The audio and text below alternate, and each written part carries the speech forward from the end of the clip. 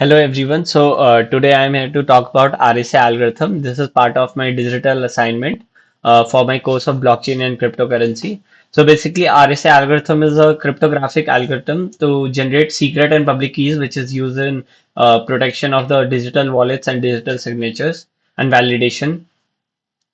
Let's start by understanding what is cryptocurrency. So basically, cryptocurrency is a digital currency. It is taken as an alternative form of payment.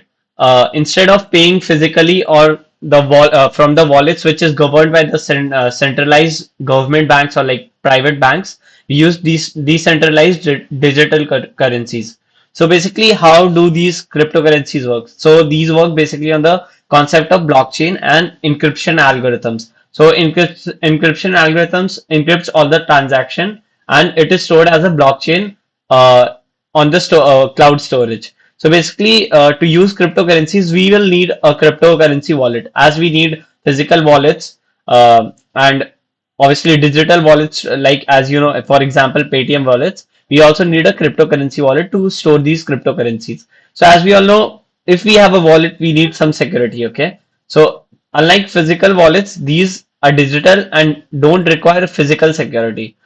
So how do we keep digital wallets secure as well as available for transactions to be made to that particular wallet?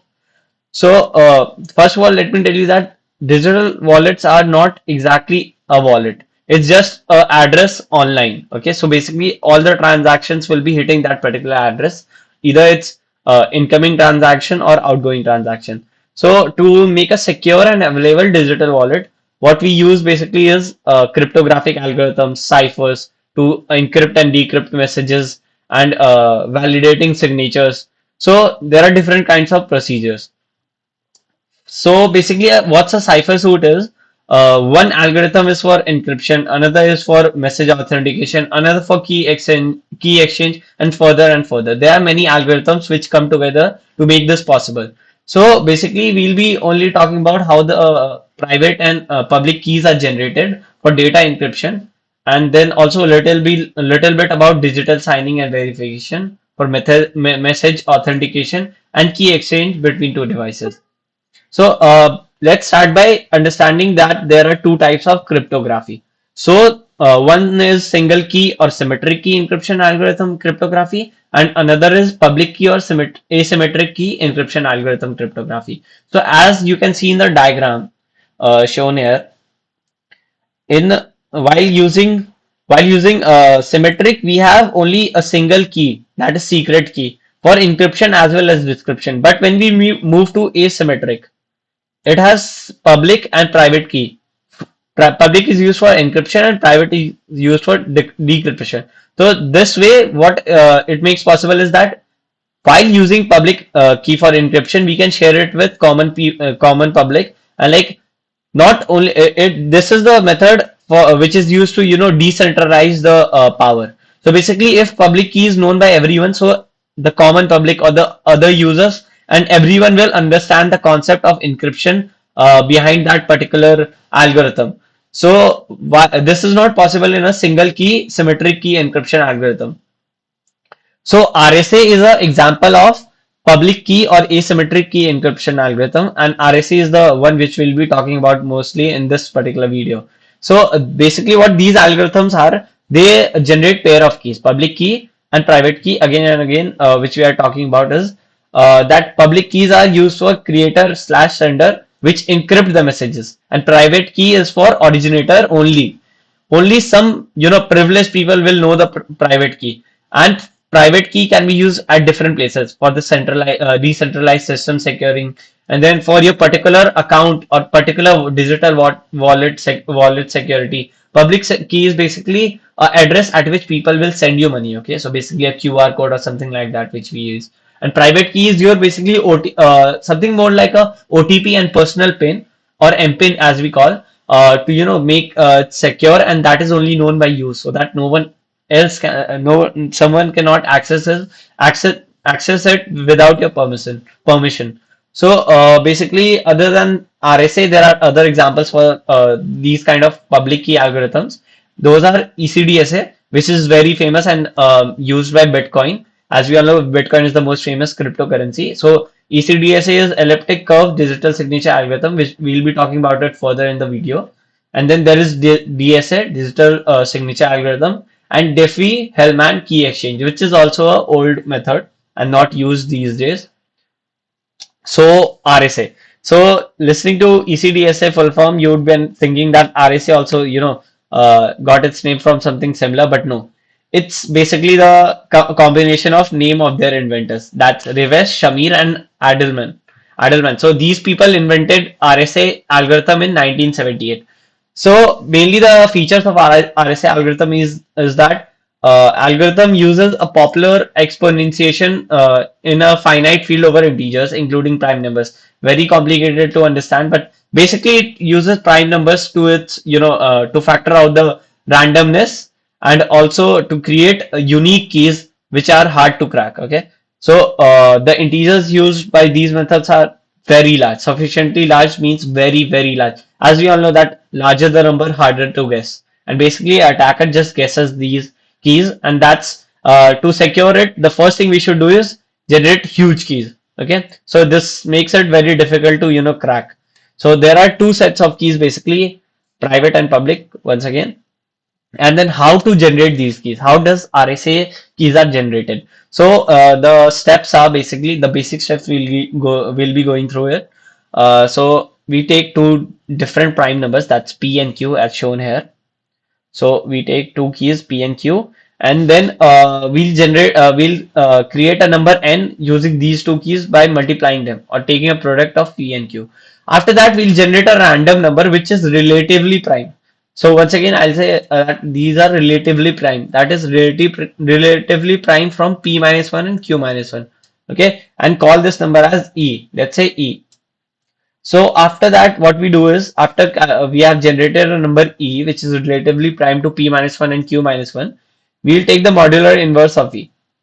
And further, we'll also, name this calculated inverse, that is the modular inverse of E as D. And we'll be using all these numbers further in the algorithm. So basically, there are two formulas to, encrypt and decrypt. Okay. So the first formula for encryption is to to get a encrypted message, we just use the plain text which is multiplied with E that was generated, and the mod of the whole is modded with N. And similarly with for the decryption formula, what we do is to generate the plain text, we multiply C, that is the generated encrypted message, with D, and then take the mod of whole thing with N. So that's how the encryption and decryption formula works. And so basically, what is happening to RSA? As you might know, if you are, if you know about RSA and see the news, you will be knowing that RSA is being discarded by many people right now because people think that it's definitely becoming vulnerable. So RSA isn't broken right now, but yeah, there is a very huge possibility with the upgradation of the software according to the Moore's law, how the the hardware, not the software, with the upgradation of hardware according to Moore's law, our computing power is increasing, and that's why people are thinking that surely RSA is gonna be broken. It's not broken yet, but yes, there are many signs that RSA will be null and void in future because it is not that secure as needed according because of the growth of hardware according to Moore's law. So basically there are many papers stating this fact, and with examples, they're not just stating facts like they randomly,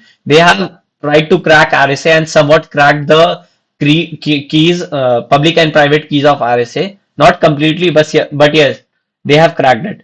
So with the income of the quantum computers, people are thinking that surely RSA is going to be cracked, and that's why we are replacing RSA with algorithms like ECDSA, which is as told before, which is being used by Bitcoin.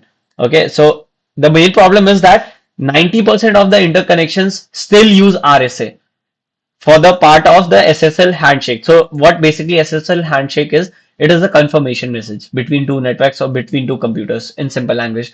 So when two computers try to connect, or like two networks try to connect, they do a SSL handshake to confirm that those two networks are secure and safe. So RSA is the algorithm which is used to generate keys to make these connections secure. So that is a very critical problem which is faced by the internet, and like people are worried about it, that if the RSA goes down, that means the whole internet is insecure. So basically, to understand what the actual problem is with RSA and how why it won't work is that there are two main problems. So the first one is that the key itself is the problem. Okay, so as we have talked about it before, keys need to be longer.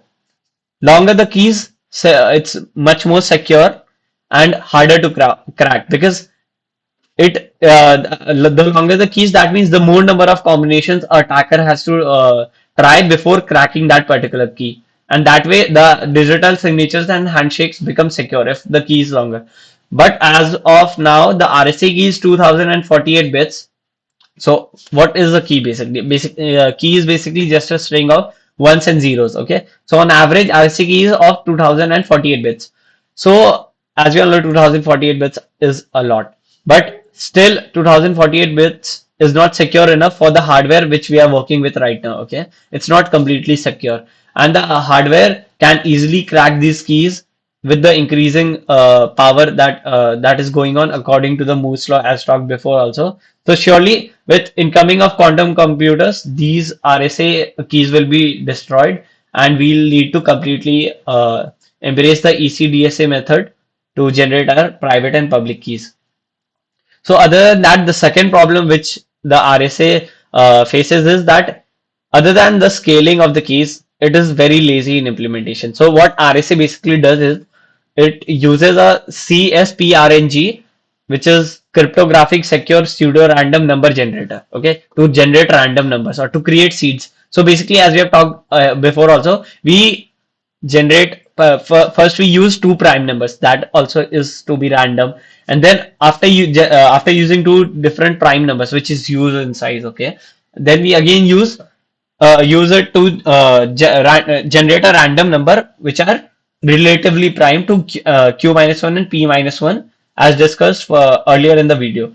So the randomness which this particular generator should give, it is not giving that particular randomness. Okay, so this is supposed to be random, but they are not actually. So because these methods are quite old, it was considered as random before, but now our computers can guess these randomness and easily crack these keys because of this. And that is why this algorithm again fails. So that's why we are leaning and moving towards ECDSA and other algorithms similar to ECDSA. So that was it for RSA algorithm. Thank you.